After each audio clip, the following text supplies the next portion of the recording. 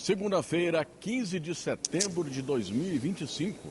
Começa agora aqui na Assembleia Legislativa o evento palestra do ministro Luiz Felipe Salomão sobre a atualização do Código Civil.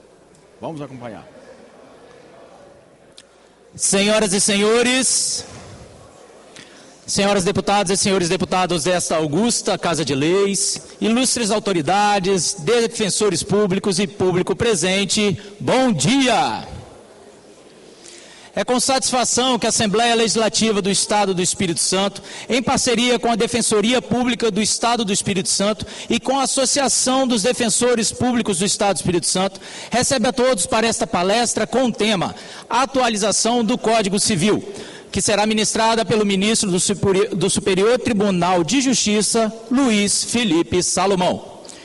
Neste instante, convido o presidente da Assembleia Legislativa do Estado do Espírito Santo, acompanhado do vice-governador do Estado do Espírito Santo, Ricardo Ferraz, deputado Marcelo Santos e Ricardo Ferraz, a conduzirem o vice-presidente do Superior Tribunal de Justiça e Corregedor-Geral de Justiça Federal, ministro Luiz Felipe Salomão, à mesa de honra, por gentileza.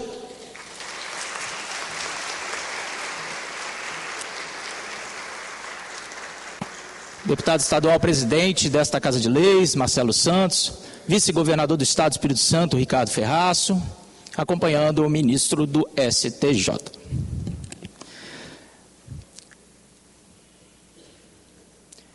É convidado a compor o local de destaque o vice-presidente do Tribunal de Justiça do Estado do Espírito Santo, desembargador Namir Carlos de Souza Filho.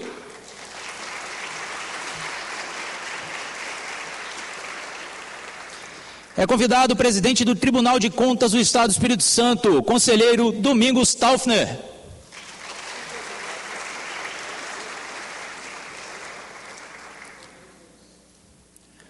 É convidado, representando o Procurador-Geral de Justiça do Estado do Espírito Santo, doutor Francisco Berdeal, o doutor Alexandre Guimarães.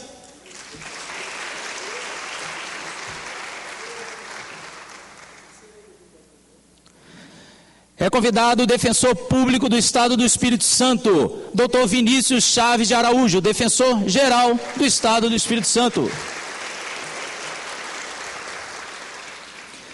É convidada a presidente da Associação Nacional das Defensoras e Defensores Públicos, a ANADEP, doutora Fernanda da Silva Rodrigues Fernandes.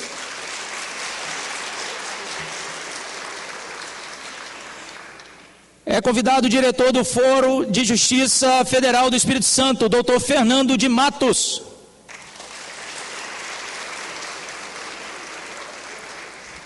É convidado o presidente da Associação dos Defensores Públicos do Estado do Espírito Santo, doutor Paulo Antônio Coelho dos Santos. É convidada a presidente da OAB-ES, doutora Érica Ferreira Neves.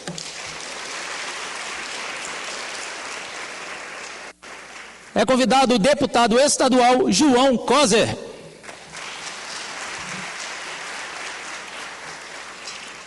Agradecemos antecipadamente a cada um de vocês que nos prestigiam neste evento e destacamos as presenças da desembargadora do Tribunal de Justiça, Janete Vargas Simões, uma salva de palmas. Também do desembargador Sérgio Ricardo de Souza. Desembargador do TJS, Marcos Valls Felrosa. Desembargador do TJS, Aldari Nunes Júnior. Procurador-chefe-geral do Estado do Espírito Santo, Yuri Carlyle do Amaral Almeida Madruga. Corregedor-geral da Defensoria, doutor Gilmar Alves Batista. Presidente da Associação dos Procuradores do Estado do Espírito Santo, Gustavo Cipolatti. Representando a OAB do Conselho da Justiça Federal, Dr. Luiz Cláudio Alemão. Também está conosco o primeiro subdefensor público geral, Dr. Saulo Alvim Couto. Também o segundo subdefensor público geral, Dr. Leonardo Grobério Pinheiro. E a subsecretária de Assuntos Governamentais do Estado do Espírito Santo, Damares Rizzi. Muito obrigado pela presença de todos vocês.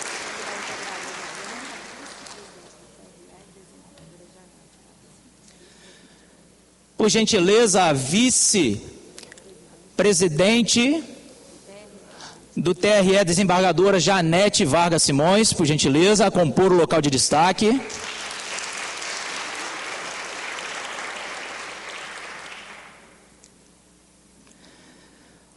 Todos são convidados em atitude de respeito para a execução do hino nacional brasileiro.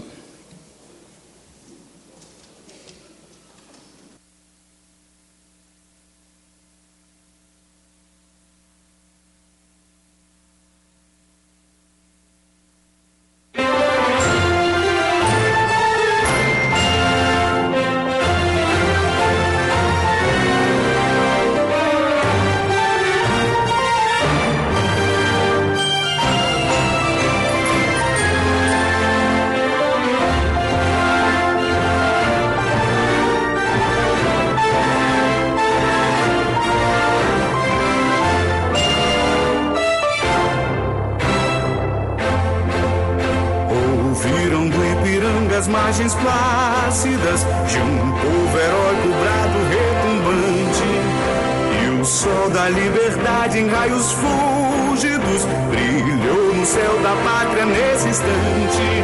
Se o penhor, essa igualdade, conseguimos conquistar com um braço forte. Em teu seio, ó liberdade, desafio nosso peito à própria morte. Ó pátria amada, idolatrada, salve, salve. Brasil, um sonho intenso, um raio vívido de amor e de esperança a terra desce. Se em teu formoso céu risonho e límpido a imagem do cruzeiro resplandece, gigante pela própria natureza, és bela, és forte, impávido colosso, e o teu futuro espelha essa grandeza. Terra dourada, entre outras mil, és tu, Brasil, ó pátria amada. Dos filhos deste sol és mãe gentil, pátria amada, Brasil.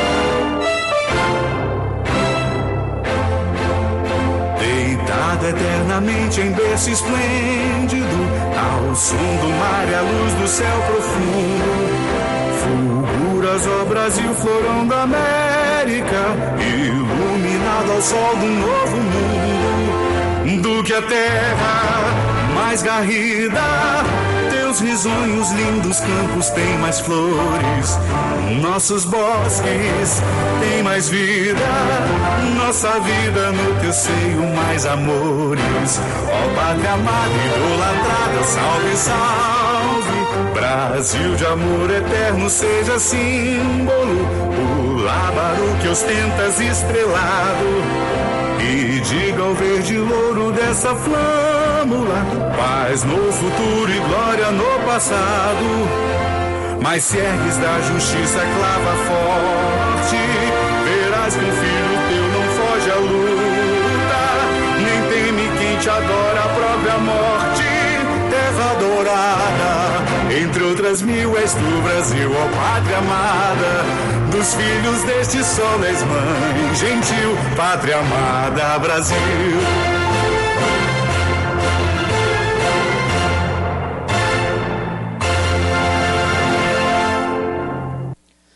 Podemos assentar, por gentileza. Neste instante, convido a todos a assistirem a um vídeo institucional da Alice. Eu me chamo Tradição. Meu nome é Respeito. Pode me chamar de família. Me chamo Educação. Meu nome é Fé. Nós somos a Alice. e acreditamos que os valores dos capixabas são a identidade do nosso estado. Valores de um povo que trabalha, confia, empreende e faz o nosso Espírito Santo se desenvolver. Os valores são a nossa força e a nossa energia e inspiram a Assembleia Legislativa a trabalhar com transparência e responsabilidade para defender o que é direito de cada capixaba, o que é valor para cada um, como segurança, empreendedorismo e oportunidades. Com a ALES, o Espírito Santo cresce e o capixaba se fortalece. Assembleia Legislativa do Espírito Santo. Registramos e agradecemos a presença do ex-deputado estadual e vereador do município de Vila Velha, doutor Hércules. Uma salva de palmas. E para dar as boas-vindas, ouviremos agora o deputado que é presidente desta Casa de Leis, deputado estadual, Marcelo Santos.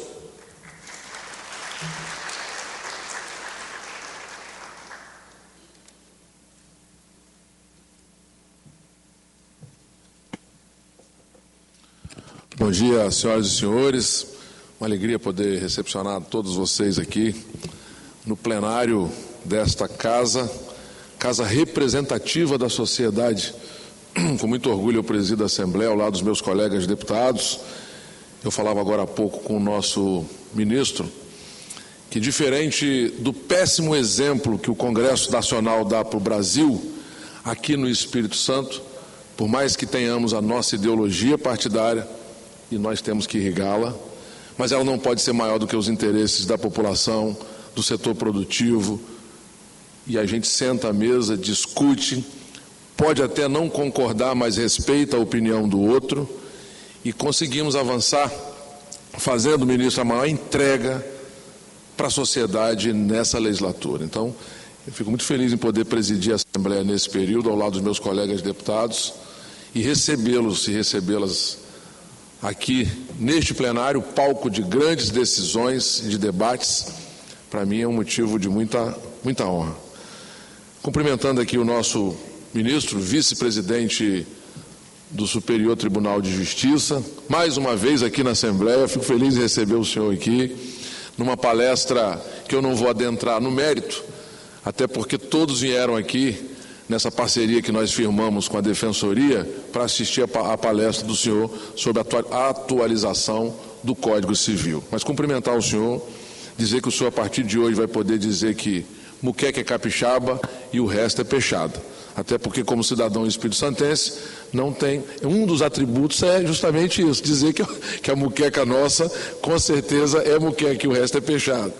Mas quero destacar aqui a presença também ilustre do nosso futuro governador, Ricardo Ferraço, que tem feito um trabalho bacana. Agora há pouco, antes de descermos, estávamos discutindo com o setor impactado com o tarifaço do Donald Trump, tentando aqui ajudar o setor a enfrentar esses efeitos colaterais na cadeia produtiva do Espírito Santo. Outro exemplo que o Espírito Santo dá para o Brasil, mas infelizmente lá eles não têm a capacidade de diálogo que nós temos aqui no Espírito Santo. Então, cumprimentar o vice-governador Ricardo Ferraço, também cumprimentar aqui Nami Carlos, nosso vice-presidente do Tribunal de Justiça, também cumprimentar aqui o presidente do Tribunal de Contas, nosso conselheiro Domingos, que nos honra com sua presença, cumprimentar meu xará, Alexandre Guimarães, nosso procurador de Justiça. Muita gente pergunta, por que xará, né, Marcelo? Mas meu primeiro nome é Alexandre e Marcelo é o segundo nome. Então, obrigado pela presença aqui, amigo querido.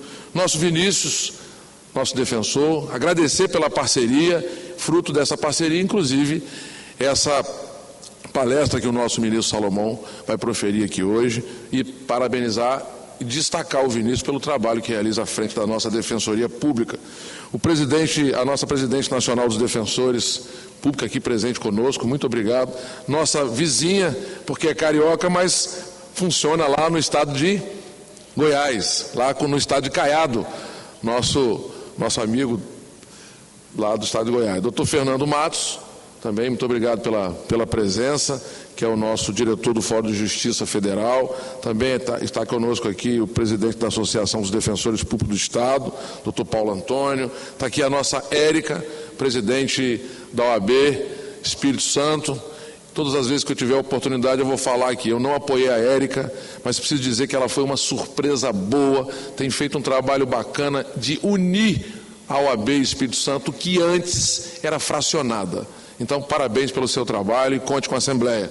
João Coser, nosso deputado, parceiro aqui da Assembleia, nos ajudando muito. A nossa vice-presidente do TRE, desembargadora Janete, que vai ter uma missão daqui uns dias desafiadora lá na nossa Corte de Justiça Capixaba. Para cumprimentar todas as senhoras e senhores aqui presentes. A minha fala, ministro, é de agradecimento pelo trabalho que o senhor vem desenvolvendo. Nós estamos falando de quase 40 anos no sistema de justiça, 37, se não me falha a memória, no Judiciário e mais 2 de Ministério Público, ou 35 Judiciário e mais 2 no Ministério Público, né? Uma carreira longa, respeitado e que vai aqui transferir o seu bem comum, que é o conhecimento. É muito importante para a gente aqui. Mas eu preciso falar um pouquinho, vendeu o Espírito Santo. Esse Espírito Santo, como diz o nosso vice-governador, que é o Brasil que vem dando certo e que o Brasil deveria observar um pouco mais o Espírito Santo de como a gente faz para dar certo num estado pequeno, pouco mais de 4.100.000 habitantes, um estado que produz, mas não consome. Com isso vai sofrer um impacto danado com a reforma tributária, que é importante, mas nós somos o estado que mais sofre com os efeitos da reforma tributária a partir do momento que ela entra em vigor em 2032. Mas esse estado pequeno, cercado de estados grandes como Bahia, Minas Gerais, São Paulo, Rio de Janeiro, conseguiu fazer o que poucos estados conseguiram fazer e o que o próprio governo central, ao lado dos poderes e instituições. Nós sentamos numa mesa, dialogamos, divergimos respeitosamente e encontramos um caminho possível que vise melhorar a vida das pessoas, ajudar os segmentos da sociedade civil organizada, o setor produtivo. Fizemos isso agora há pouco. Mas esse Estado, ministro, que hoje é um exemplo para o Brasil, seja na educação, nas finanças, na administração, há pouco tempo atrás estava quebrado, falido. Era alvo de ações do Ministério Público, do Judiciário. Pedido de intervenção federal existiu nesse período, minha presidente Érica. E como é que nós conseguimos atravessar esse período onde o mar era revolto no Espírito Santo, desembargador Nami? Nós, capixaba de nascimento, e aqueles que vieram para cá acreditando nesse Estado, demos as mãos e, a várias mãos, escrevemos uma nova história desse Estado. Escrevemos uma nova história. Sentamos, discutimos, tivemos que cortar na própria carne os poderes, instituições, para poder chegar a alcançar esse resultado que o Espírito Santo oferece para a sua população e para o Estado brasileiro. Mas, diferente do que faz aqui o Espírito Santo, que senta, conversa, dialoga, diverge, até porque, se Deus nos fez diferente, por que nós temos que pensar igual? O que acontece, por exemplo, com o extremismo da direita, extremismo da esquerda, todos eles apresentam um mundo perfeito e você não pode dialogar com o outro. Como que nós podemos fazer isso se Deus não nos fez igual? Nos fez diferente, justamente para divergir e respeitosamente encontrar um caminho. As diferenças, os diferentes. E esse é o nosso grande diferencial aqui no Espírito Santo. Nem todas as matérias que o governo manda para a Assembleia, nós concordamos. Não concordamos. Mas a gente respeitosamente marca a posição, o plenário, com o voto, sem desrespeitar a opinião divergente do outro. Nós somos uma Assembleia composta com posições extremas de ideologia dentro do plenário, mas quando o interesse é do Estado, nós colocamos essa ideologia de lado e apresentamos para o Estado aquilo que ele precisa receber, que são matérias que visam melhorar a vida das pessoas. Alcançar uma matéria como essa, vai começar a tramitar aqui na Assembleia, que visa diminuir os impactos desse tarifaço do Donald Trump no Brasil e aqui no Espírito Santo, sofrendo muito. Então, nós sentamos para conversar, divergindo, mas convergindo em prol do Espírito Santo. E a ideologia que todos nós temos e devemos cativá-la, ela não pode ser maior do que os interesses do Espírito Santo. Então nós temos nossa posição ideológica, divergimos e discordamos de posições diferentes, mas a gente respeita. E é em nome desse respeito que eu e o procurador defensor público Vinícius recebemos o senhor aqui para essa palestra, numa parceria que nós temos com a Defensoria, mas também numa parceria que temos com o Tribunal de Contas, com o Poder Judiciário, com o Ministério Público, com o Tribunal de Contas, como eu disse aqui, e a gente senta à mesa por várias vezes para discutir problemas como esse, por exemplo, do tarifaço. Lá em Brasília, não se senta à mesa para discutir nada, só se fala ideologia. Enquanto isso, o povo brasileiro paga uma conta enorme. E esse Estado brasileiro, que a gente ajuda pra caramba, é um Estado que não reconhece o Espírito Santo.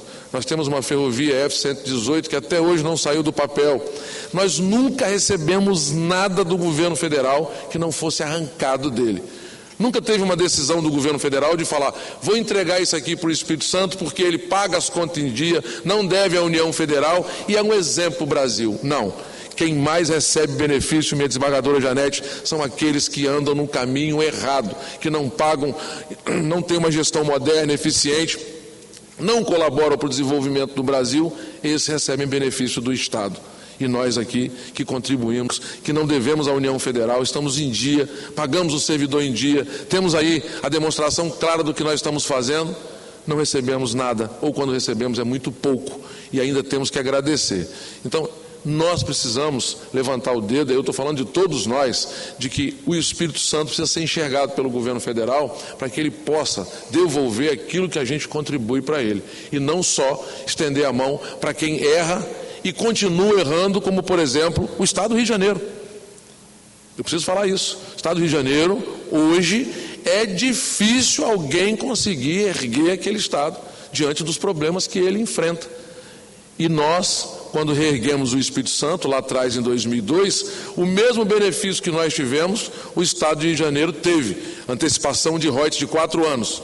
Nós pegamos e aplicamos esse recurso no Estado, pagamos os servidores que estavam com salário atrasado, pagamos a dívida que nós tínhamos com a União Federal e o Rio de Janeiro continua fazendo aquela gastança. Mas mesmo assim, continua recebendo o benefício do Estado, como se ele estivesse fazendo algo de correto, não pagando devidamente aquilo que deve à União Federal, não fazendo a reforma administrativa para poder colocar no eixo aquele Estado tão bonito, tão belo, já foi capital do Brasil, maior produtor de óleo e gás, e que tudo aquilo que produziu não serviu para a sua população. E aí o Espírito Santo, diferente dele e de outros estados que não fazem o dever de casa, nós fizemos o dever de casa e precisamos continuar nesse caminho.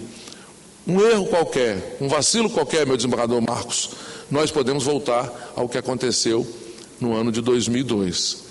Faliu o Estado, e disso nós não queremos. Por isso que a gente senta, conversa, dialoga, mostra para a sociedade quem são os políticos com P maiúsculo, que fazem a boa política, independente do seu partido e credo religioso, se é da capital ou se é do interior. Se puder ajudar o Espírito Santo, independente da sua coloração partidária, é com ele que nós vamos seguir para que esse Estado possa continuar crescendo, desenvolvendo. Por isso que nós acreditamos muito sobre a liderança do governador Renato Casagrande e, ao seu lado, a figura do vice-governador Ricardo Ferraço. Então, no mais, uma boa palestra a todos e obrigado mais uma vez, ministro, pela sua presença aqui no Espírito Santo. Muito honrado em poder recebê-lo aqui na Casa de Leis, a casa representativa da sociedade. Bom dia.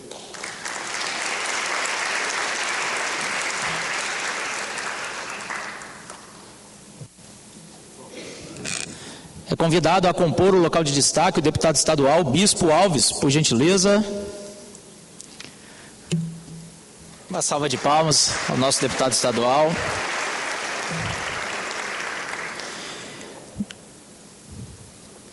Neste instante é convidado a fazer o uso da palavra o defensor público-geral do Estado do Espírito Santo, doutor Vinícius Chaves de Araújo.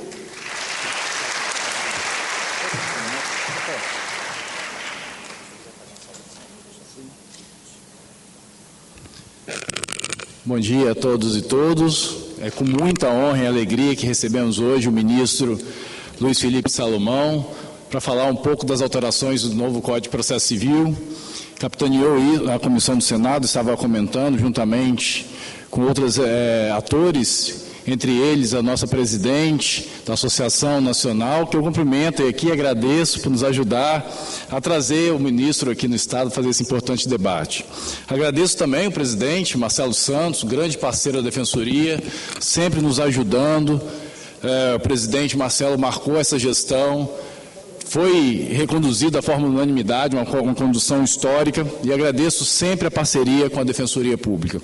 Cumprimento também nosso vice-governador, Ricardo Ferraz, estivemos juntos recentemente, mostrando os projetos da Defensoria, juntamente com o governador Renato Casagrande, importante para o avanço da Defensoria no Estado do Espírito Santo, nesse nosso processo de interiorização e de levar o sangue verde, como a gente fala, o defensoriar para todo o Estado do Espírito Santo. Cumprimento também o vice-presidente, doutor Nami, do Tribunal de Justiça, também grande parceiro, juntamente com o doutor Samuel, a quem cumprimento também a todos da mesa aqui já nominados. Eu aprendi, nesse 1 ano e meio de gestão, que discurso bom é discurso rápido. E quando ele é rápido, nem precisa ser bom.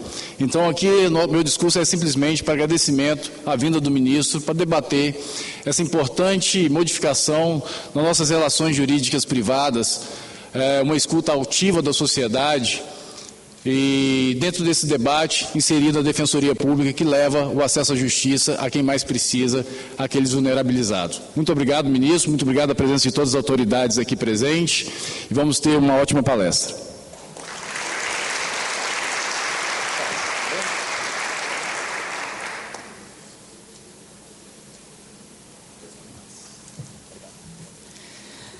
É convidada a fazer uso da palavra a presidente da ANADEP, Fernanda Fernandes.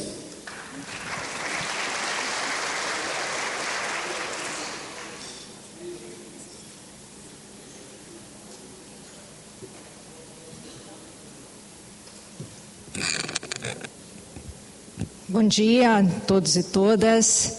Queria cumprimentar essa mesa de autoridades, na pessoa do excelentíssimo senhor ministro Luiz Felipe Salomão, do nosso querido colega Paulo Antônio Coelho, presidente da Associação dos Defensores Públicos do Estado do Espírito Santo. E queria cumprimentar todos e todas vocês que nos escutam, na pessoa da nossa querida diretora da ANADEP, doutora Mariana, que nos prestigia com a sua presença. Queria dizer que é uma alegria enorme estar aqui pela segunda vez no Estado do Espírito Santo. Eu que sou carioca, como foi aqui bem mencionado pelo presidente da nossa Assembleia, a quem eu agradeço o convite para estar aqui hoje, mas que já estou há mais de 10 anos no Estado de Goiás, onde exerço com muita honra a função de defensora pública, e que me levou à presidência da Associação Nacional de Defensores. Mas em homenagem à terra que me recebeu, nessa função que toca nosso coração, que é da Defensoria, peço a licença para citar aqui Cora Coralina. Não sei se a vida é curta ou longa para nós, mas sei que nada do que vivemos faz sentido se não tocarmos o coração das pessoas. O Espírito Santo me tocou meu coração há muito tempo, com uma ação daquele nobre defensor que está ali sentado, doutor Hugo, na defesa do direito das crianças, na defesa dos direitos humanos da população, aqui do Estado do Espírito Santo. E o Espírito Santo me tocou o meu coração pela segunda vez, quando vim aqui a convite da Defensoria Geral, do presidente da associação, quando pude conhecer mais de perto o trabalho dessa defensoria, que faz a diferença no nosso país. Me tocou pela segunda vez, não só pelo trabalho dos colegas que consegui conhecer de perto, mas também pela cordialidade do seu povo, que fez questão de me levar para conhecer a famosa moqueca capixaba e que inclusive já me trouxe alguns problemas, porque hoje sei que de fato é melhor do que a moqueca baiana.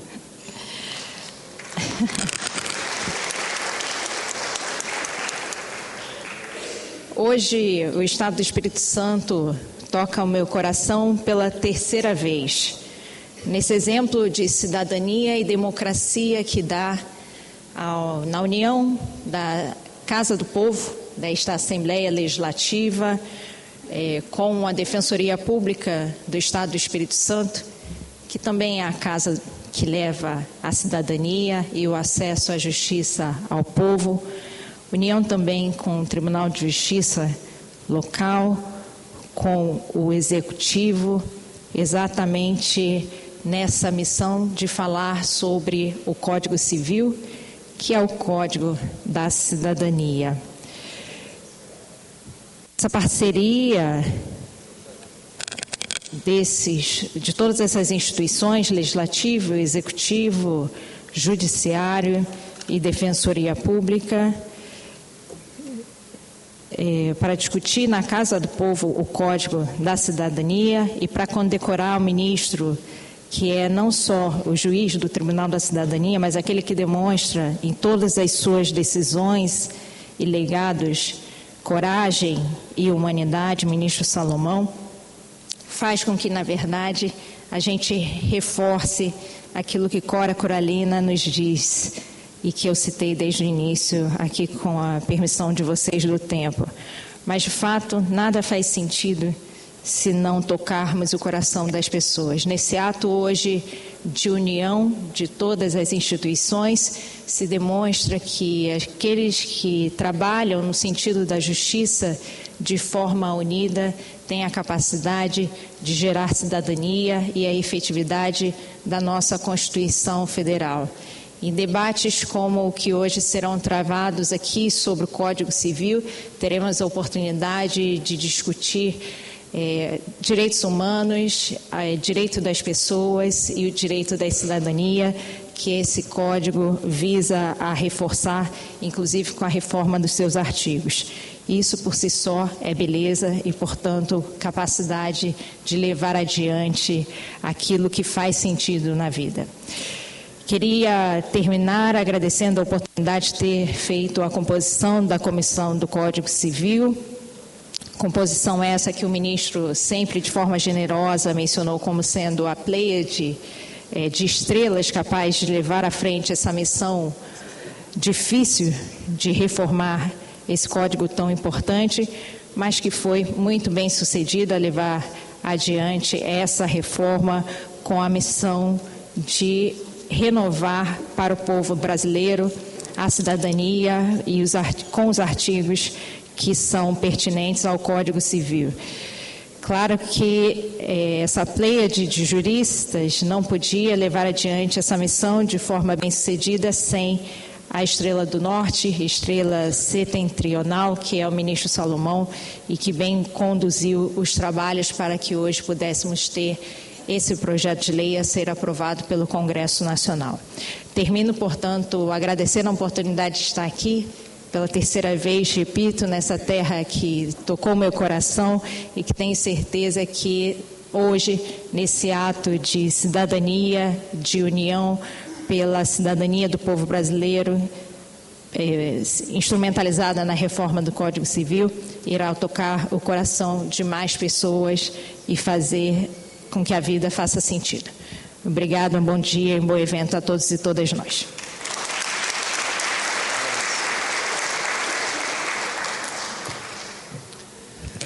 Já estão conosco aqui na mesa de honra o deputado estadual Coronel Wellington, uma salva de palmas, muito obrigado pela presença. Também o deputado estadual Mazinho, muito obrigado. Gostaríamos de registrar e agradecer a presença da vice-prefeita do município de São Mateus, professora Raquel, muito obrigado, professora Raquel, vice-prefeita do município de São Mateus.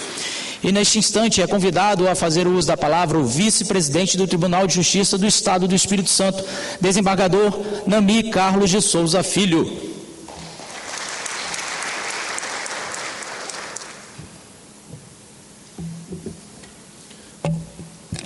Bom dia a todos os presentes.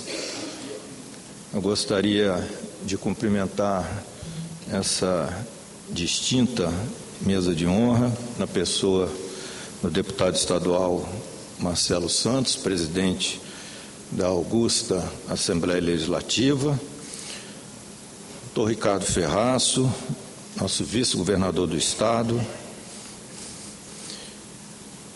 o ministro Luiz Felipe Salomão, digníssimo vice-presidente e corregedor-geral do Egrégio Superior Tribunal de Justiça.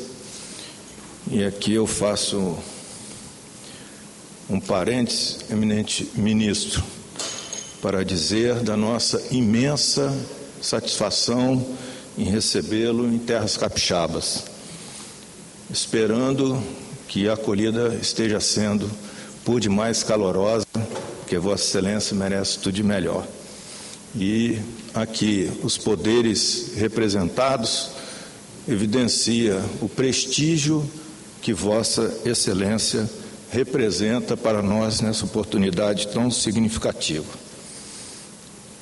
Eu também cumprimento o doutor Vinícius Chaves Araújo, defensor público-geral do Estado, a doutora Fernanda Fernandes, presidente da Associação Nacional da Defensoria Pública, doutor Paulo Antônio Coelho dos Santos, presidente da Associação dos Defensores Públicos do Estado, conselheiro Domingos Taufner, presidente do Tribunal de Contas, procurador de Justiça, doutor Alexandre Guimarães, representando o Ministério Público, vice-federal doutor Fernando César Batista Matos, diretor da Foro da Justiça Federal deste Estado, doutora Érica Neves, presidente da OAB, deputado estadual João Coser, eminente e digna desembargadora Janete Vargas Simões, e em nome de quem, por extensão, eu cumprimento a todos os eminentes desembargadores e desembargadoras, juízas e juízas presentes, demais autoridades e todos que comparecem neste evento tão marcante. As minhas palavras são breves. Seremos brindados dentro de poucos instantes por uma palestra pujante do ministro Luiz Felipe Salomão, alusiva à atualização do Código Civil, cujas normas alcançam tantas e tantas pessoas de toda a nossa sociedade no contexto de nosso país. E, efetivamente, é uma honra muito grande ter uma autoridade da relevância e da envergadura do ministro para nos proporcionar uma apresentação dessas questões concernentes à atualização do Código Civil, tão sensíveis, tão atuais, em que interessam a toda a população. Eu desejo um excepcional evento nesta manhã tão significativa. Muito obrigado.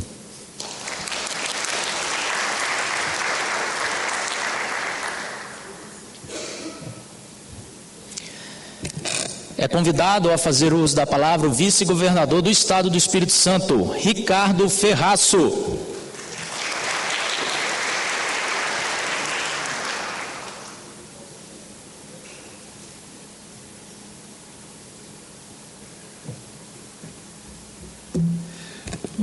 Muito bom dia, às senhoras e aos senhores.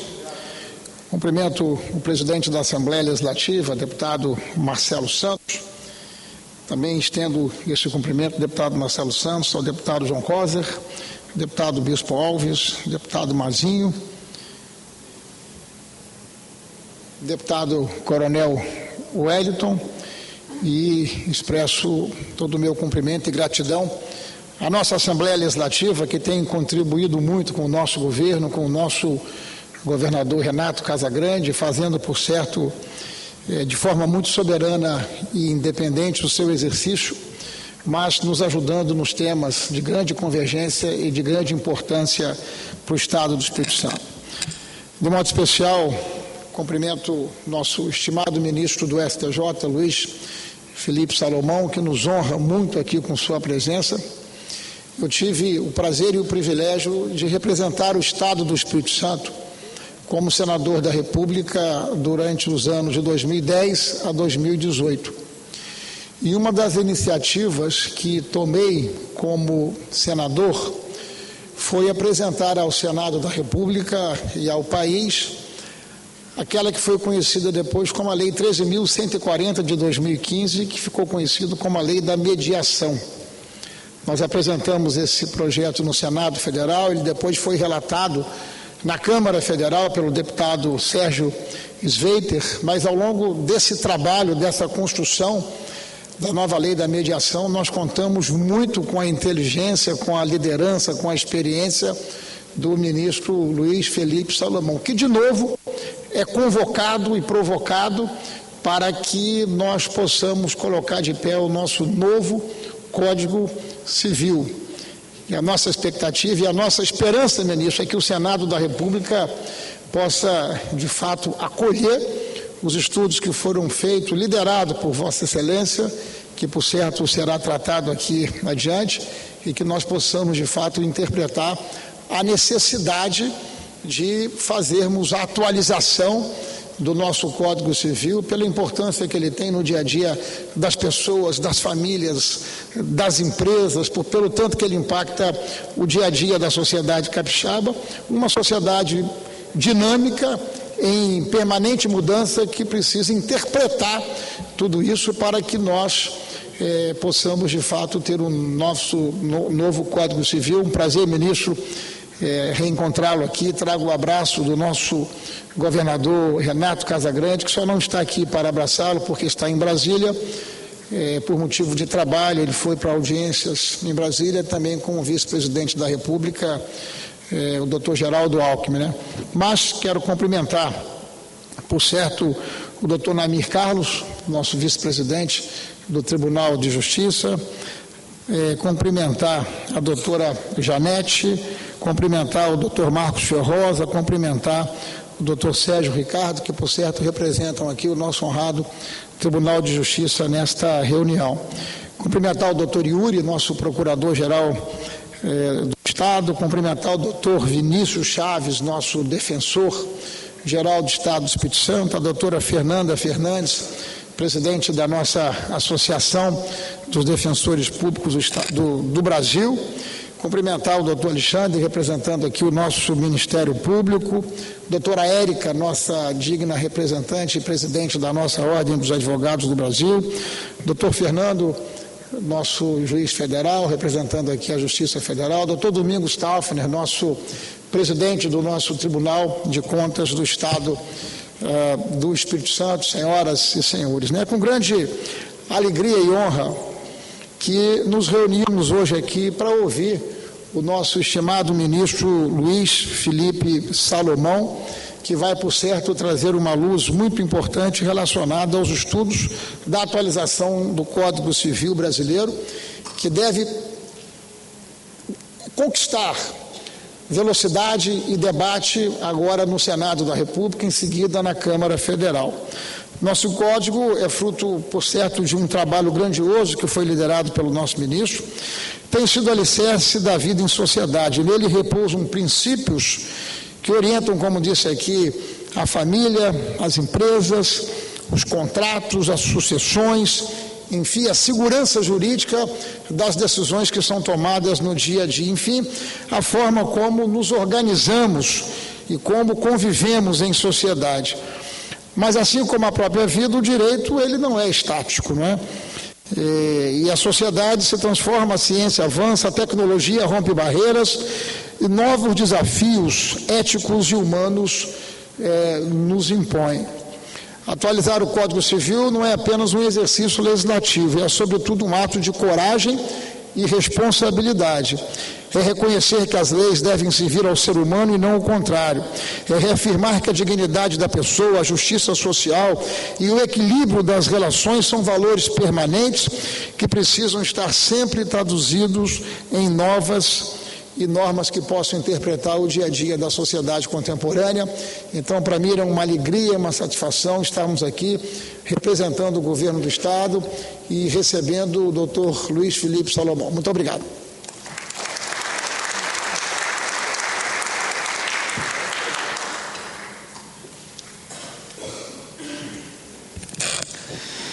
Finalizada a fase dos pronunciamentos, teremos agora um pequeno momento de homenagem.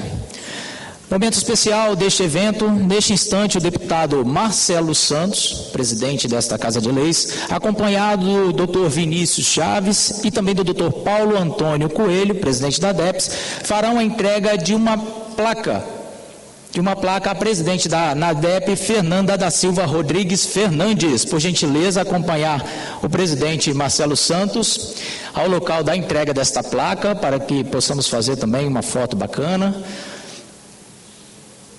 Se tiver algum familiar também da doutora e quiser participar deste momento das fotos, pode ficar à vontade.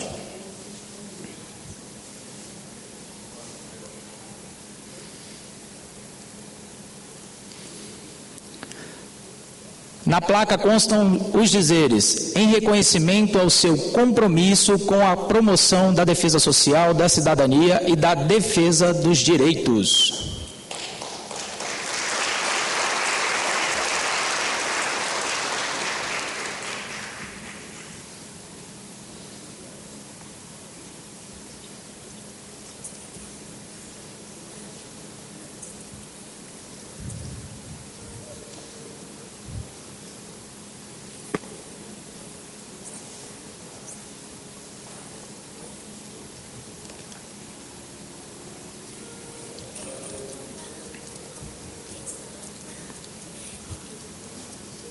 Por gentileza, permanecer, deputado. Neste instante, o presidente da Assembleia Legislativa do Estado do Espírito Santo, acompanhado do doutor Vinícius, acompanhado também, por gentileza, do vice-governador, Ricardo Ferraço, também do vice-presidente do Tribunal de Justiça, Nami, também da desembargadora do TJ, vice-presidente do TRE Espírito Santo, Janete Vargas, por gentileza, a todos que forem sendo citados, acompanhar o local onde está o presidente. Também o defensor público já está presente. Também o doutor Alexandre Guimarães, por gentileza, participar também deste momento de entrega. E também a doutora Érica Neves, presidente da OAB. Neste instante será entregue ao ministro do STJ, Luiz Felipe Salomão, a Ordem do Mérito Domingos Martins, no grau Gran Cruz. Doutor Fernando de Matos também, por gentileza, acompanhar neste instante. A Ordem do Mérito Domingos Martins será concedida a personalidades e instituições nacionais ou estrangeiras que, a juízo da mesa diretora, se tenham distinguido pela notoriedade de seu saber, cultura e por serviços de excepcional relevância prestados à comunidade espírito-santense.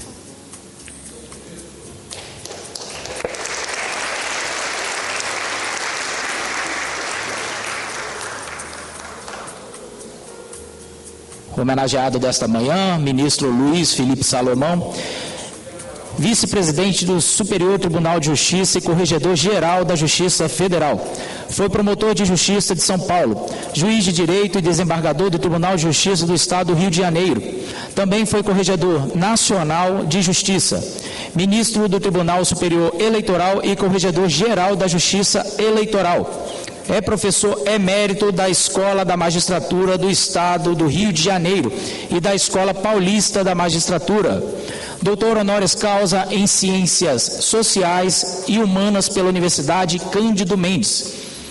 Presidiu a comissão de juristas responsáveis pela revisão e atualização do Código Civil instituída pelo Senado Federal. É palestrante e conferencista em eventos nacionais e internacionais. Também professor universitário e autor de diversos livros e artigos jurídicos.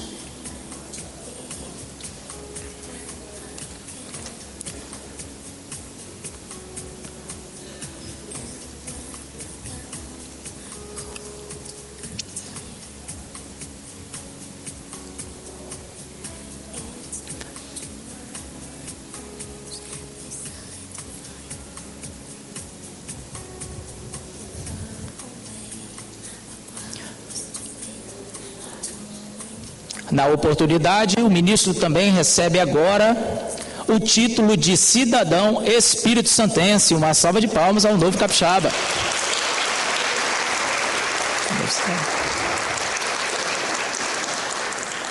O título de cidadão espírito-santense será concedido pela Assembleia Legislativa do Estado do Espírito Santo a personalidades que tenham prestado relevante serviço e incontestável benefício ao Estado.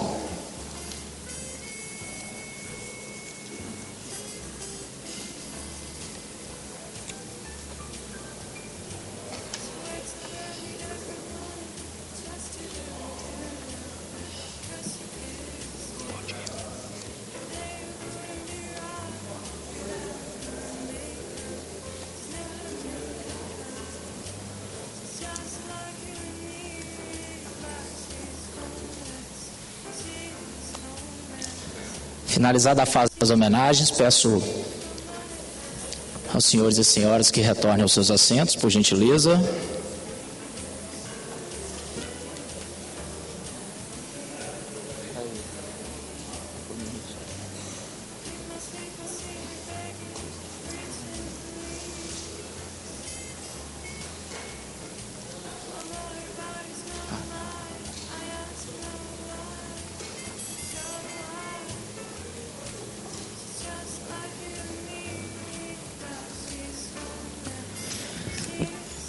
Dando continuidade, neste instante convidamos o vice-presidente do Superior Tribunal de Justiça e Corregedor-Geral da Justiça Federal para a palestra sobre a atualização do Código Civil. Por gentileza, ministro Luiz Felipe Salomão.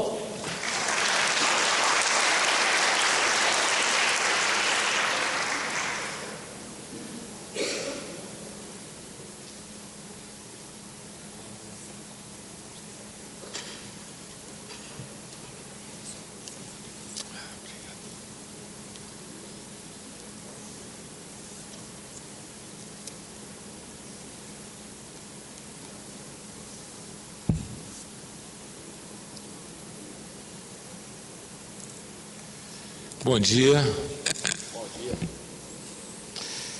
Quero, em primeiro lugar, agradecer essa honraria que eu recebo, não em meu nome, mas em nome de todos os colegas juízes que no dia a dia enfrentam essa quantidade de processos. Então eu recebo com muita alegria, muita satisfação, e agradeço ao deputado Marcelo Santos, toda a Casa Legislativa, essa lembrança honrosa para essa distinção que eu vou guardar com muita honra no meu gabinete, à vista de todo mundo. Também registro aqui a presença fraterna do vice-governador, doutor Ricardo Ferraço. Já trabalho com ele há algum tempo, como ele mesmo mencionou no parlamento. Peço que transmitam um abraço ao governador Casagrande, sempre me acolheu com muita elegância, de modo que eu também guardo essa boa recordação aqui no coração. Agradeço e registro a presença do desembargador Namir, vice-presidente do Tribunal de Justiça, e peço que em seu nome todos os colegas juízes e desembargadores do Tribunal de Justiça se sintam saudados, assim também a presença do Dr. Fernando Matos, juiz federal. Em nome dele eu peço licença para saudar os magistrados da Justiça Federal. Registro aqui para minha satisfação a presença da presidente da Ordem dos Advogados do Brasil, doutora Érica. Também em nome dela saúdo todos os advogados. Doutor Alexandre, saúdo todos os representantes do Ministério Público e agradeço especialmente aos defensores, tanto ao defensor público geral, doutor Vinícius Araújo, como também ao doutor Paulo Coelho dos Santos, eles que organizaram, junto com a presidente da ANADEP, a doutora Fernanda, esse encontro aqui, para minha enorme satisfação. Quero também fazer um registro muito especial e agradecer a presença de todos aqui que vieram nessa manhã, destacaram a segunda-feira. Eu sei o quanto isso é difícil, mas eu queria agradecer a presença dos meus queridos amigos, o desembargador Sérgio Ricardo, a desembargadora Janete, são colegas e juízes de uma longa caminhada. Também agradecer a presença do doutor Alemã, conselheiro federal da Ordem, e da doutora Juliana Loss, também lá do Rio de Janeiro, que é meia capixaba, e veio aqui. Em nome deles, eu peço que todos se sintam cumprimentados hoje. Falar primeiro um registro, eu peço licença, um registro sobre essa honra que acabei de receber. Domingos José Martins, que dá o nome a essa casa, inclusive, a esse plenário, deputado Marcelo, ele representa a luta pela liberdade. E daí porque, como capixaba, e agora meu conterrâneo, ele, nesse momento, é muito importante de ser lembrado, nesse momento da história do país, porque nós estamos em plena luta pela liberdade e pela independência do Brasil. Então, mais do que nunca, a referência a esse herói da pátria, que lutou pela independência do Brasil, hoje eu diria que ele é um visionário, porque nós estamos exatamente nesse momento, que parece ser uma repetição. A história, ela anda em marchas e contramarchas, mas ela anda em círculo, né? Ela se repete. Então, nesse momento, a lembrança de Domingos Martins é uma lembrança muito importante, porque o Brasil precisa se afirmar, precisa demonstrar e defender a sua independência e a sua autonomia.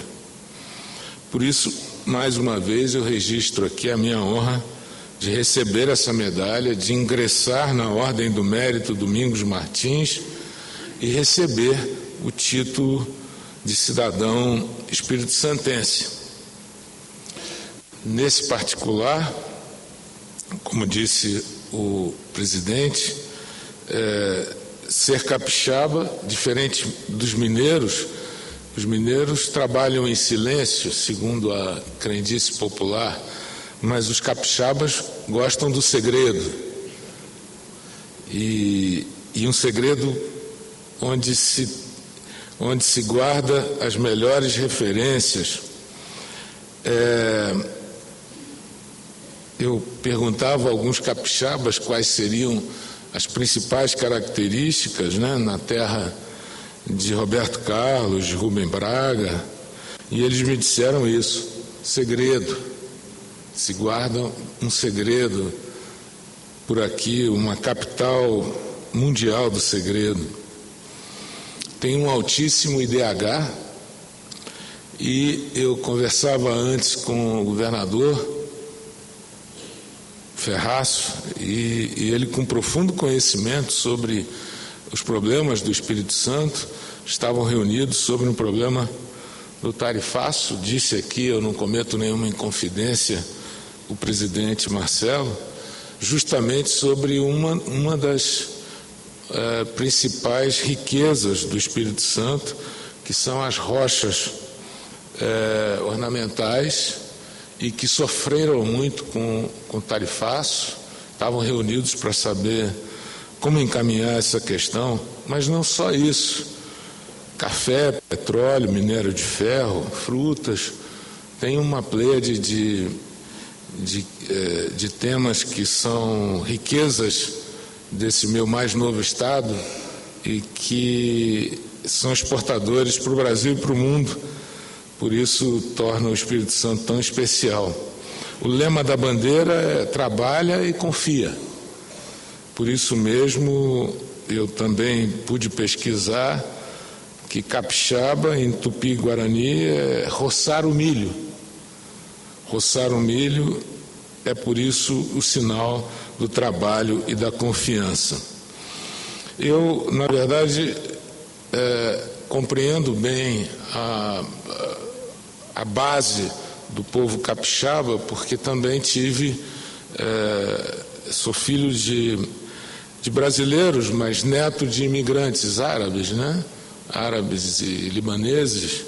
Aqui uma forte imigração italiana, alemã, que construíram a base do Estado, né? E, portanto, eu compreendo bem o que é um imigrante vir para um outro país, para uma outra terra e tê-la como sua, né? Então, isso é bem significativo. O Espírito Santo é praia, é serra, e é desse contraste que nasce essa síntese do capixaba. Eu, por isso mesmo, tenho muito orgulho agora de receber esse título de cidadão capixaba e, ao mesmo tempo, da medalha Domingos Martins. Muito obrigado.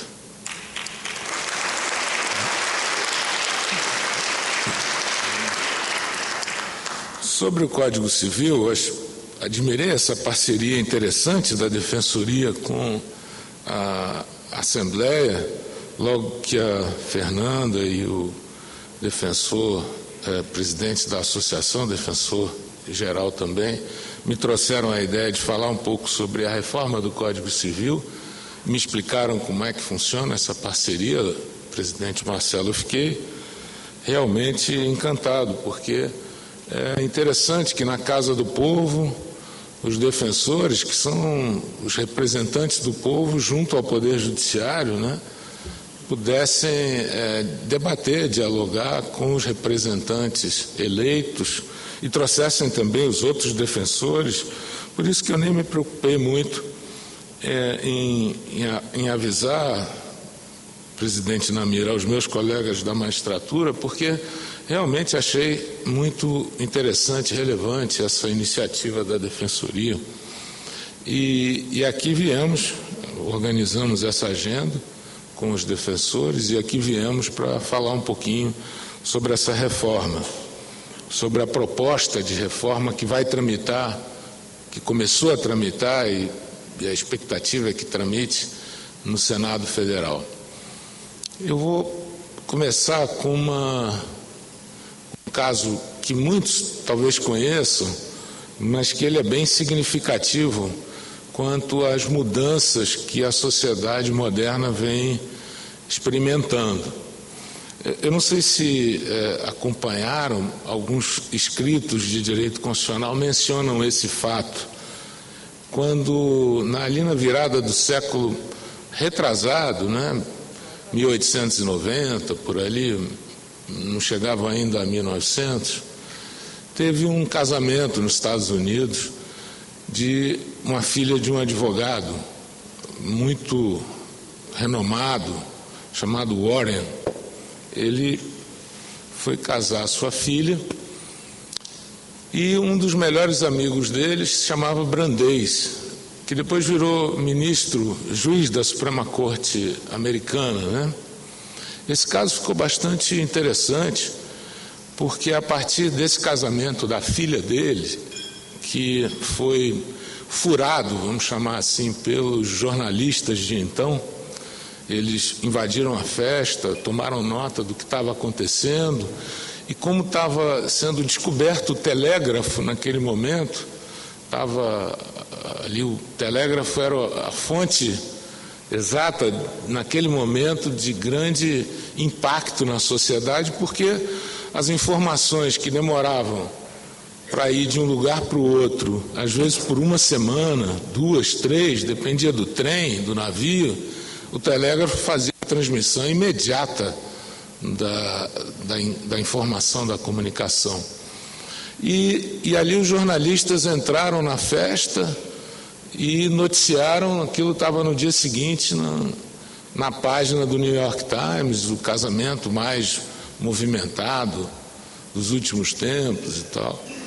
E ele considerou aquilo uma invasão da sua privacidade, chamou o colega dele, até então, que depois se tornaria, como eu disse, um grande juiz da Suprema Corte, e ele, Warren, acabou tendo uma morte trágica, mas ele chama o seu colega e escreve um texto seminal sobre esse assunto chamado direito à privacidade, direito de estar sozinho, right to be alone. Foi o primeiro escrito sobre esse tema, tratando, na verdade, sobre o impacto das tecnologias daquela época, né, para o prefeito do telégrafo, sobre os comportamentos humanos. Aquilo influenciou diversas leis que trataram desse tema. Eu fico imaginando se fosse hoje, por exemplo, o ministro Alexandre de Moraes, ele praticamente não tem privacidade nenhuma, não pode sair na rua. Imaginem como é que não seria, né? Mas, efetivamente, esse texto foi o primeiro texto que tratou da invasão da privacidade, da invasão das tecnologias no funcionamento do sistema social. Depois, e muito tempo depois, alguns constitucionalistas também escreveram sobre isso. Calejón, Espanhol, Balaguer, eles falaram muito sobre essa transição, e aí saltando no tempo, do analógico para o digital. Nós estamos vivendo exatamente essa transição nos nossos dias, no nosso dia a dia, né? Saindo do analógico, indo para o digital, e agora um passo a mais com a inteligência artificial, que está numa velocidade também inacreditável. Pois bem, onde é que eu quero chegar com isso aí? Você não veio falar de Código Civil aqui? Vim, e vou dar mais um passo atrás ainda. Um historiador que está muito na moda agora, e escreveu alguns livros, Homo Deus, Homo Sapiens, é o Harari, né? Ele fala, agora escreveu Nexus, sobre exatamente a inteligência artificial e o seu impacto na nossa vida. Ele fala em 3 revoluções. A primeira revolução seria a revolução cognitiva, quando o nosso cérebro, o cérebro do ser humano, se expandiu, graças, evidentemente, à forma de alimentação, e ele saiu daquele hominídeo lá para virar o Homo sapiens, né? Então, essa foi a primeira revolução chamada cognitiva, tamanho do cérebro, evolução do cérebro. Depois ele fala de uma revolução chamada agrícola, quando o ser humano deixa de ser nômade, caçador, e passa a se vincular a uma determinada região. E aí nasce a agricultura, e aí nasce o vínculo à terra. E aí, por último, ele fala da terceira revolução, que é a científica, que começou lá atrás também, com a Revolução Industrial, e até hoje não parou, né? Nós estamos exatamente nessas revoluções, nessa revolução científica, o impacto das novas tecnologias. 4,3 bilhões de pessoas estão conectadas à internet hoje. 4,3.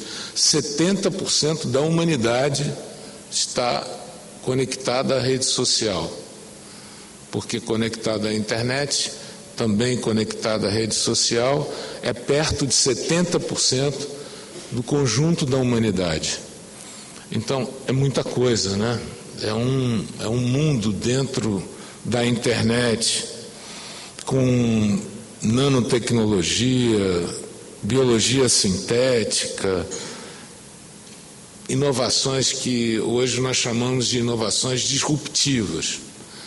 Para se ter uma ideia, agora há pouco tempo, no STJ, apareceu uma causa cuja relatoria coube à minha colega ministra Nancy Andrighi, que era para se estabelecer como se faria o inventário do patrimônio digital de uma pessoa. Mas não era só fotografia que estava lá na rede social. Tem as senhas de banco, as senhas de acesso a todo o patrimônio que essa pessoa tem, as senhas de acesso até a milhagem, que também tem repercussão financeira. Tem a criptomoeda. O STJ já tinha se deparado com esse tema antes, de como fazer a penhora de criptomoeda. aí agora teve que apreciar como fazer o inventário do patrimônio digital que continha criptomoeda. É um tema completamente novo, sem nenhuma regulação, né? Outro dia também, eu já contei esse caso algumas vezes, mas não canso de contar, porque ele tem pitadas de tragédia, ao mesmo tempo de curiosidade pelo que pode vir ainda pela frente. Era um caso de um casal, em segundas núpcias, ele, bem mais velho do que ela. Eles separaram o material genético e depositaram num hospital. Já era um embrião. E depositaram no hospital em São Paulo. Foram viajar para Lua de Mel. Ele, bem mais velho, querendo se exibir um pouco, acabou sofrendo um acidente de esqui, uma tragédia, veio a falecer. Retorna, ele já tinha 3 filhos do primeiro casamento. Abre-se um inventário, os 3 filhos começam a partilha. Ela vem e diz, não, peraí, não são só 3. Tem um, que é um embrião, que está lá no hospital, que eu quero implantar esse embrião, ele vai ser herdeiro também. Pediram autorização ao juiz para fazer a implantação.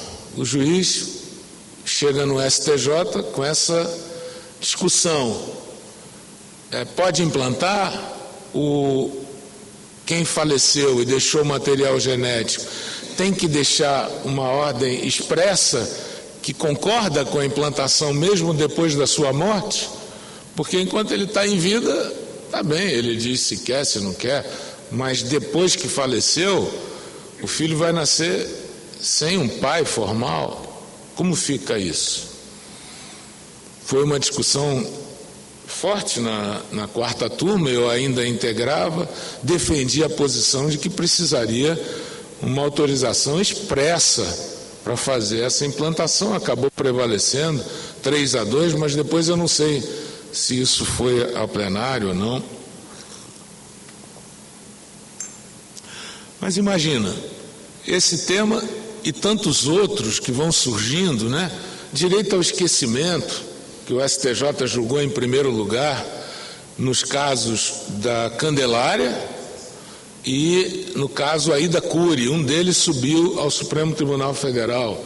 Caso muito interessante, porque a discussão ali no caso da Candelária era o de um cidadão que ele foi arrolado como indiciado no primeiro momento do inquérito. Para aqueles que não lembram, a chacina da Candelária marcou o país com a morte de dezenas de jovens em frente à igreja da Candelária, no Rio de Janeiro, num dia sangrento, onde todos brasileiros não se esquecem dessa tragédia.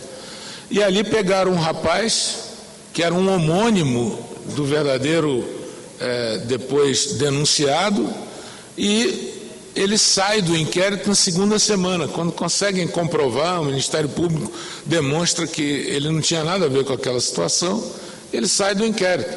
Mas a partir dali a vida dele virou uma tragédia. Ele teve que se mudar de emprego, de cidade, de nome, mas continuavam atrás dele. E foram fazer um programa, aquele programa Linha Direta da Rede Globo, mencionando ele, a família dele. E aí ele ingressa com uma ação pedindo o direito ao esquecimento. O outro caso que nós julgamos foi relacionado a um crime na década de 50, com muita ressonância no Rio de Janeiro, chamado crime Aida Cury. Era uma jovem que foi empurrada ou se jogou depois de uma festa com pessoas da sociedade, e aquilo virou um tribunal do júri muito famoso, porque é exibido para alunos de direito, instruem livros sobre o assunto, virou ponto de referência no direito penal. E também ali se buscou fazer um outro programa envolvendo o caso Aida Cury. E aí a pergunta é, como falar da Aida Cury, do caso Aida Cury, sem falar da jovem que faleceu, Aida Cury? Então, uma coisa é essa situação, onde nós negamos o direito ao esquecimento, e na outra, da Candelária, onde nós achamos que efetivamente existia ali o direito ao esquecimento. Esse tema foi ao Supremo e acabou lá também recebendo uma tese que resolveu parcialmente o assunto, mas ainda tem vários pontos para serem preenchidos, né?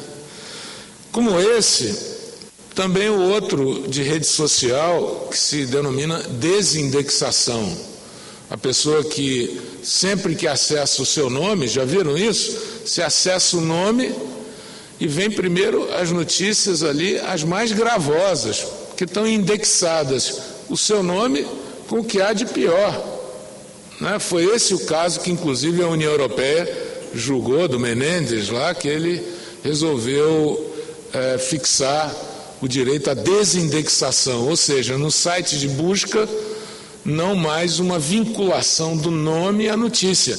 Não se quer apagar a notícia, se quer não fazer uma vinculação automática com o que há de pior. Nesse caso aqui, que foi julgado pela terceira turma, era o caso de uma candidata ao concurso de juiz, onde ela havia sido eliminada daquele concurso, que teve lá um senão em relação a ela. Depois ela corrigiu, fez um concurso para o Ministério Público, acabou passando, e toda hora que acionava o nome dela, vinha as notícias mais gravosas que ela havia sido envolvida naquela fraude do concurso da magistratura. Ela pede que seja desvinculado no site buscador.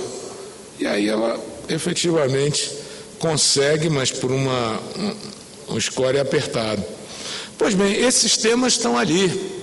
Agora o direito animal, né, o ser senciente que nós temos hoje na vida moderna, completamente diferente do que era no século passado. A discriminação por algoritmo, a inteligência artificial, os drones, os veículos não tripulados. Tem hoje estados que, tanto nos Estados Unidos quanto na Europa, em que os carros por aplicativo de locação são todos não tripulados, né? Você pede táxi e vem um carro não tripulado. Neurodireito, impressora 3D, metaverso, essa chamada hoje economia de compartilhamento, como tem questão envolvendo isso? Economia de compartilhamento é esses aplicativos que você aluga um imóvel por curta temporada, ou você aluga um automóvel, ou você aluga uma bicicleta, uma motocicleta, enfim, tem para todo gosto, né? Tem o tema dos entregadores de alimentos, né? Também no caso da família, do direito de família, como tem tema novo, eu não fazia nem ideia. Agora, há pouco tempo também, o STJ julgou um caso de inseminação caseira. Tem inúmeros tipos de reprodução assistida, que hoje, alguns deles eu mencionei aqui, que estão ainda por fazer. No tema do neurodireito, então, que nós estudamos lá na comissão, né, Fernanda? Como hoje você preservar o cérebro, não é? Porque acredita-se que no futuro todos os órgãos humanos vão ser substituídos, né? Você vai poder atacar a doença não só com remédios, mas também com substituição dos órgãos, produzidos não em laboratório, mas produzidos mesmo por uma máquina que vai fazer um órgão humano e substituir quando der um problema ou um defeito. O cérebro não, né? O cérebro tem uma dificuldade porque o cérebro é onde está o nosso data center, é onde está tudo ali. Então nós realmente precisamos ter um neurodireito que é hoje uma tônica em vários países. Quem não acompanhou aqui recentemente o debate sobre a eutanásia, né? E sobre essa questão da eutanásia, inclusive, um tema muito interessante, porque vem evoluindo no debate com a sociedade. Tivemos aquele caso do poeta Antônio Cícero, né?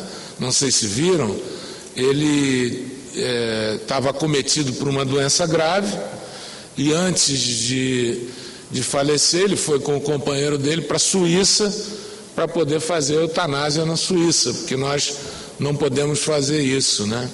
Depois teve o caso de um senhor já com mais de 90 anos, 95, 98 anos, que ele resolveu ir também fazer a eutanásia porque ele não tinha doença nenhuma, mas ele não queria ver chegar a fase onde ele perdesse o seu cérebro, o seu discernimento.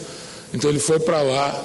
Esses dois temas são muito hoje em voga no mundo inteiro e nós precisamos discutir. Então, metaverso, hoje chegou uma questão lá também na terceira turma, que era um rapaz, eu estava ouvindo os colegas me dizerem, era um rapaz que ele no metaverso, ele tinha virado cabeleireiro no metaverso. E lá tem a moeda do metaverso, né? Você cobra pelos trabalhos e ele começou a ganhar muito dinheiro. Só que ele comprou um carro e aí ele se envolveu num acidente, tudo no metaverso, se envolveu num acidente. E aí as leis lá são rígidas no metaverso, se descumprir, está fora. Ele saiu, só que ele queria carregar com ele o dinheiro que ele contabilizou lá nesse trabalho que ele fazia. E a discussão era toda essa, se ele podia levar o dinheiro, se ele não podia levar o dinheiro. Vejam que era criptomoeda, né? Porque é monetarizado, né? Vejam a que ponto nós estamos, né? Então, quem está nesse mundo aqui não tem como não imaginar que o Código Civil não precisa de uma atualização. É óbvio que precisa ser atualizado com normativas para fazer frente a essa situação que nós estamos vivendo. O Código atual,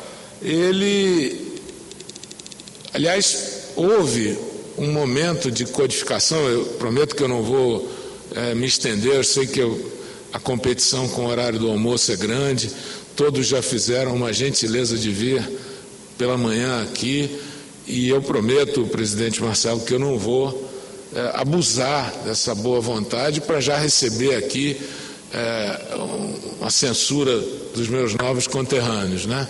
Mas eu já vou concluir para mencionar que essa coisa da codificação começou no final do século retrasado também, quando se criou a ideia de que as leis esparsas não estavam produzindo o efeito que se desejava e que era necessário condensar tudo num código relacionado àquela matéria, porque ficaria mais fácil do seu cumprimento.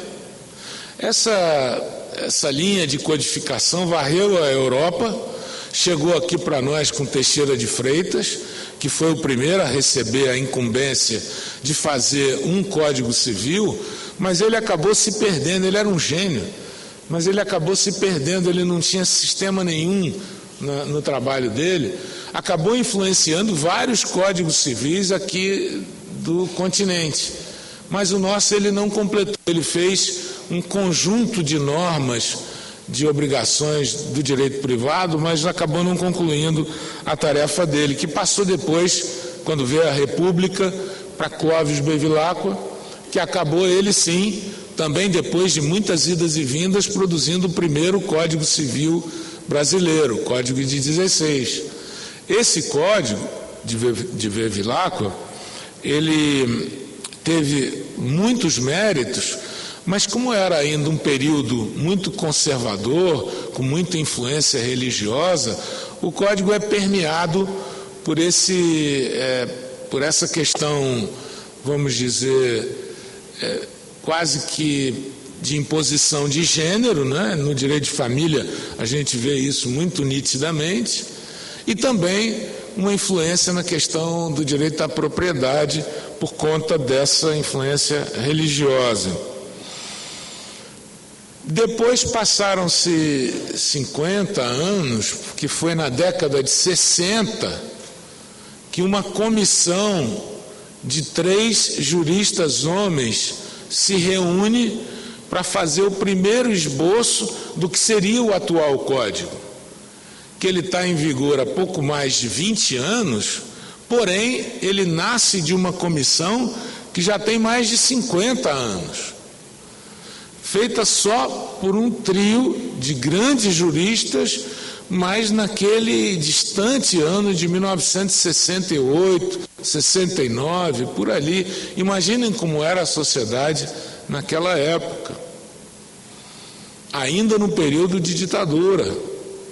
Só depois, com uma nova Constituição, esse projeto foi retirado, recolocado, rearrumado, e depois, em 2002, ele se transforma no Código Civil atual, com grandes avanços. Criou princípios muito importantes da operabilidade, da boa-fé objetiva, da ética no trato das questões. E agora, pelos temas que eu dei a pequena quantidade de exemplos, nós podemos perceber a urgência, a premência de se atualizar esse que é o Código do cidadão comum, o Código do dia a dia. Então nós temos aí quase 50 anos. A partir disso, o presidente Rodrigo Pacheco, então presidente do Senado, constituiu uma comissão de juristas, como disse aqui a doutora Fernanda, reconhecidos nacional e internacionalmente. Um grupo bastante diversificado, juristas homens, mulheres, com várias representações, advogados, promotores, juízes, toda a comunidade, defensores, toda a comunidade jurídica ali representada. Nós trabalhamos durante 8 meses nessa comissão de juristas, fizemos audiências públicas nos 4 cantos do país, chamamos juristas argentinos que recentemente criaram um novo Código Civil, chamamos para um debate conosco no parlamento, eles vieram, um deles ministro da Suprema Corte Argentina, discutimos o tema, ouvimos as universidades, ouvimos os tribunais, ouvimos os ministérios públicos, as defensorias, a sociedade civil. Foi criado um site no Senado Federal para isso, e lá nós concluímos o trabalho, primeiro atentando, eu vou encerrar por aqui, para a jurisprudência que o STJ foi construindo sobre o tema, porque o STJ teve essa incumbência histórica de interpretar o Código de 2002. Foi ele, depois da redemocratização, foi esse tribunal, o Tribunal da Cidadania, que eu tenho a honra de integrar, que foi o verdadeiro intérprete final, o grande guardião do Código Civil, do direito federal, porque ele, STJ, tem essa incumbência principalmente na matéria de direito privado, que tem pouca coisa de conteúdo constitucional, sobe pouca coisa para o Supremo, embora a nossa Constituição seja bastante exaustiva, mas sobe muito pouca coisa. Então, nesses 8 meses de trabalho, com essa extensa agenda, nós conseguimos tratar de autonomia privada, força obrigatória dos contratos, simetria nos contratos que são paritários, mas distinção naqueles em que tem uma parte vulnerável. Tratamos da função social do contrato, tratamos do princípio da confiança na relação contratual, aprofundamos o tema da boa-fé objetiva, falamos das hipóteses de responsabilidade civil em linha com o que vem acontecendo no mundo inteiro. tratando não só de reparação, mas principalmente de prevenção da responsabilidade civil. Nós tivemos vários temas, dividimos o nosso trabalho em uma comissão que trataria da parte geral, outra de obrigações, outra de contratos, outra de sucessão, outra de família. Imaginem os temas de direito de família. E criamos, na proposta, um livro novo, livro de direito digital, que vai dialogar com todos os demais, tratando de regras gerais para esses temas que eu acabei de mencionar aqui, apenas como alguns exemplos. Muito há de se fazer ainda, porque agora é que começa o trabalho no parlamento. Não é isso, governador Ferraz? É a partir de agora que as forças da sociedade vão aperfeiçoar. O que nós fizemos na comissão de jurista foi apenas apresentar a primeira boneca, a primeira versão do trabalho. Serão os senadores e depois os deputados e talvez depois os senadores novamente que vão dizer que é melhor para a sociedade brasileira. Uma coisa eu não tenho dúvida, é preciso atualizar, é preciso fazer com que esse regramento esteja consentâneo com o mundo que estamos vivendo, porque é assim que quase todos os países hoje civilizados estão fazendo, atualizando a sua legislação civil e também preparando para gerações futuras, para esse novo que está por vir. Tem uma frase que eu gosto muito de mencionar, para encerrar, do Eduardo Galeano, que ele diz assim: a vida é um tecido de encontros e desencontros, de perdas e ganhos. O melhor dos meus dias é o que eu ainda não vivi, e a cada perda corresponde um encontro que ainda não tive. Mais uma vez, muito obrigado pela atenção e pelo carinho.